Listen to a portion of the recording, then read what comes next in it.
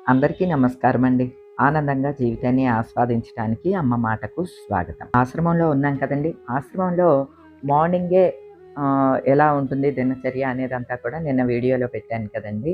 Morning yoga అయిన తర్వాత doctor consultation ఉంటుందనమాట అండి. అందరం కంపల్సరీ వచ్చి డాక్టర్ కన్సల్టేషన్ ఎవ్రీడే 2 టైమ్స్ ఉంటుందనమాట అండి. మార్నింగు అలానే నైట్. మార్నింగ్ అయితే మనం డాక్టర్ గారి దగ్గరికి వెళ్ళి బీపీ అన్నీ కూడా చెక్ చేస్తారు. అంటే మనకున్న ప్రాబ్లమ్‌ని బట్టి అంతా చెకింగ్ ఉంటుందనమాట అండి. దాన్ని బట్టి మన ఫుడ్డు అన్నీ కూడా ఏ రోజుకి ఆ రోజు స్కెడ్యూల్ చేస్తారనమాట అండి. ప్రతిరోజు కూడా మన ఫుడ్డు మారుతూ ఉంటుందండి. అంటే మన బాడీని బట్టి టెస్ట్ చేసిన దాన్ని బట్టి ఫుడ్డు పెడతారనమాట. అయితే ఈరోజు మార్నింగే యోగా అయిన తర్వాత వచ్చేసరికి కొద్దిగా చాలామంది వెయిట్ చేస్తున్నారు అని చెప్పి నేను అక్కడ చుట్టూ అంతా తిరిగి కొత్తగా కట్టినయన్నీ చూసి తర్వాత మసాజ్‌కెళ్ళి వచ్చాననమాట అండి. ఏవండీ మసాజ్ చేస్తే ఉంటది ఒళ్ళంతాని అసలు మొత్తం చెమటలు దిగజారిపోతాయి కదండీ! తేలిగ్గా అయిపోయినట్టు ఉంటదండి. నాకైతే ఈ మధ్య కాలంలో కొంచెం వెయిట్ కూడా పెరిగినట్లు అనిపిస్తోందండి. ఎందుకంటే ఫుడ్ పట్ల కూడా నియంత్రణ ఏమీ లేదు.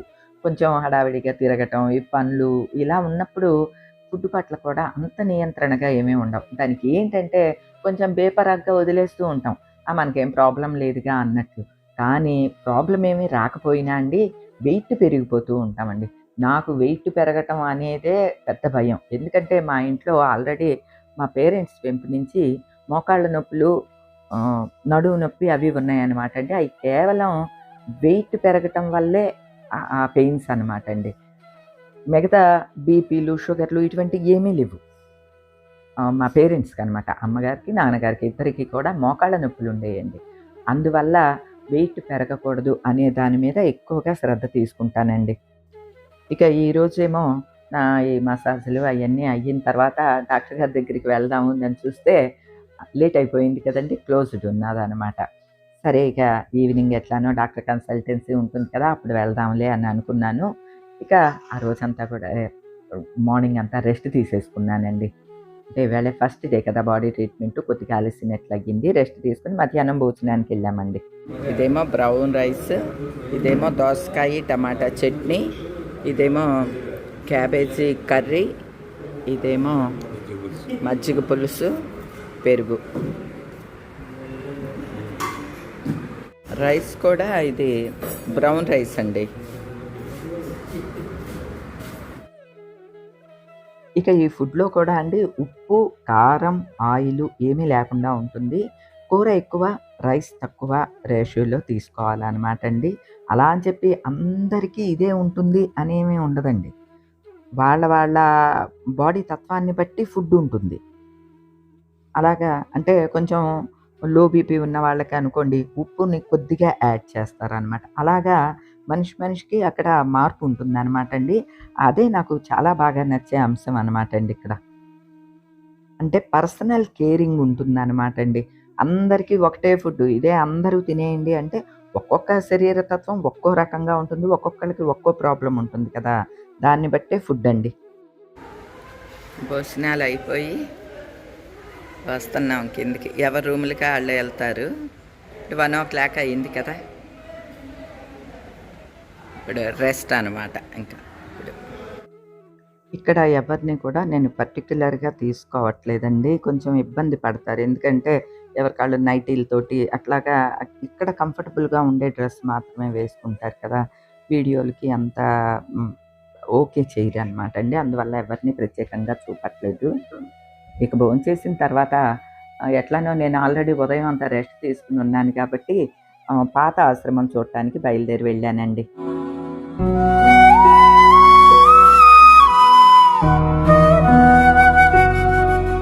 ఆశ్రమం అండి. ఇది 100 ఏళ్ల పైగా చరిత్ర ఉన్న ఆశ్రమం అని చెప్తాం కదా! అది 2012లో కట్టిన ఆశ్రమం ఇప్పుడు మనం ఉన్నది. అంతంతా ఇదే అనమాట అండి. వీటిని చూస్తుంటే 'సితార' సినిమాలో కోట ఉంటది చూడండి అది గుర్తుకొస్తుంది. ఇగో గోడలు చూడండి ఎంత ఉన్నాయో. ప్రహరీ గోడ పెద్ద ప్రహరీ గోడలు. ఈ చెట్ల కింద మహాత్మా గాంధీ గారు అందరూ కూర్చున్నారు. వినోబా భావే, మహాత్మా గాంధీ, ప్రకాశం పంతులు గారు, అమరజీవి అమరజీవి పొట్టి శ్రీరామ్. శ్రీరామ్ అని చెప్పాను. ఇది అనమాట అండి. ఇది వరకు ఆశ్రమం ఇది అనమాట. ఇదేమో ఆశ్రమం కిచెన్. అప్పుడు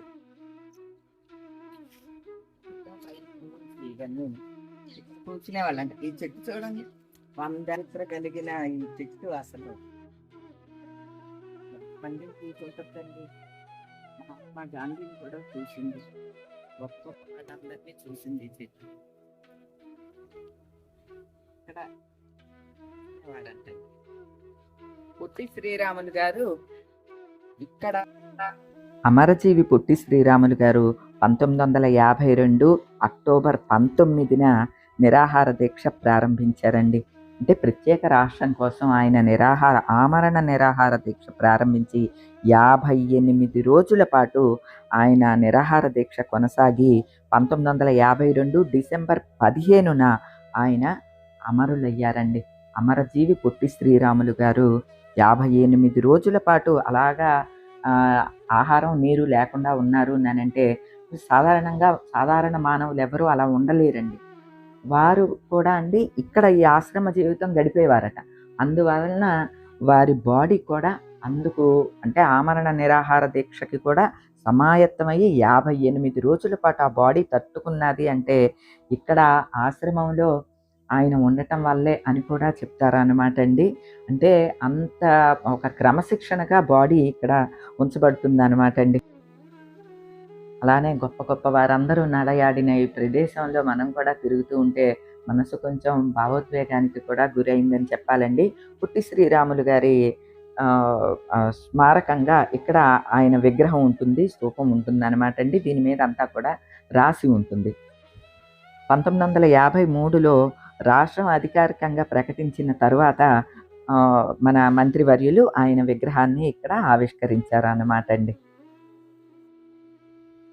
శ్రీ రామకృష్ణ ప్రకృతి ఆశ్రమమున సర్వోదయ మంత్రి శ్రీ శ్రీ వల్లభ స్వామి గారిచే ఆవిష్కరింపబడింది. విగ్రహాన్ని అప్పట్లో ఆయన ఆవిష్కరించారన్నమాట. ఎప్పుడండి? 21/12/53 సంవత్సరంలో ఈ విగ్రహం ఆవిష్కరించారంట. అంటే ఎన్నేళ్ళండి అసలు?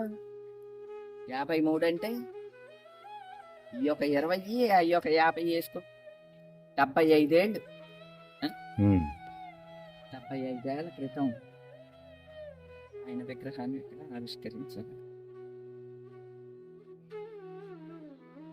ఇదంతా కూడా ఇది వరకు ఇక్కడ కన్సల్టేషన్, ప్రకృతి ఆశ్రమానికి వచ్చిన ఇక్కడ ఉండటం అదంతా కూడా ఇక్కడ.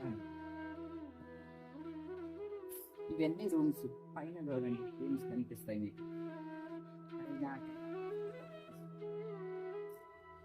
పైన రూమ్స్ ఉండేది, ఇదంతా ఆఫీస్ అంటే.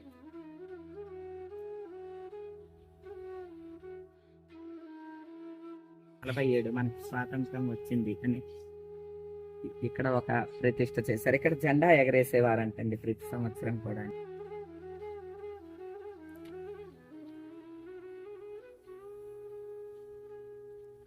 ఇప్పుడు మన ఆ బిల్డింగ్ అక్కడ ఉందన్నమాట.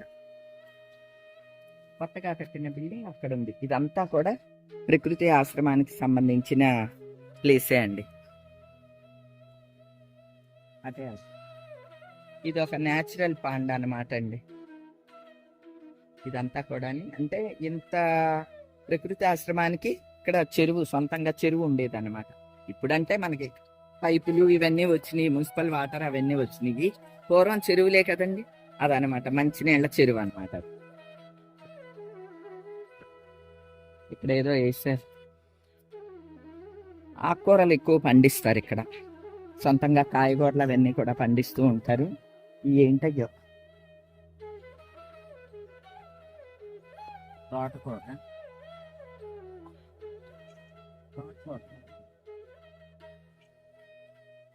ఇదంతా తోటకూర అండి.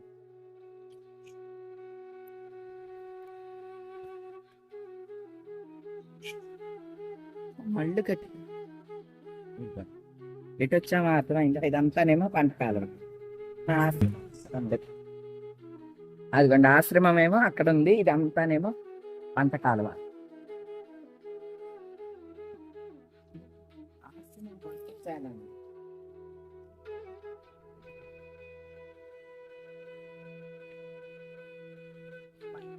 ఈ వర్కర్స్ వాళ్ళు ఉండటం ఇదంతా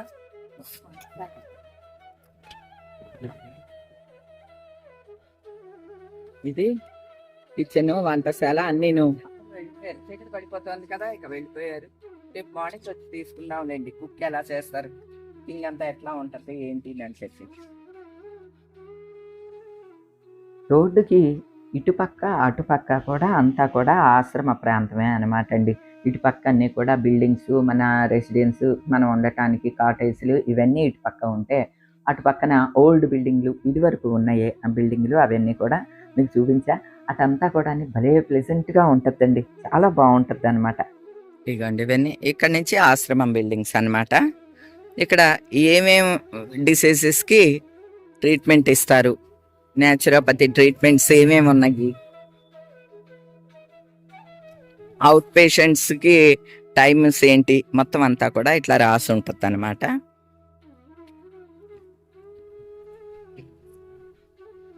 అసలు ఈ ఆశ్రమానికి ఆద్యులు వైద్యరాజ శ్రీ వేగిరాజు రామకృష్ణరాజు గారి విగ్రహం అన్నమాట అండి.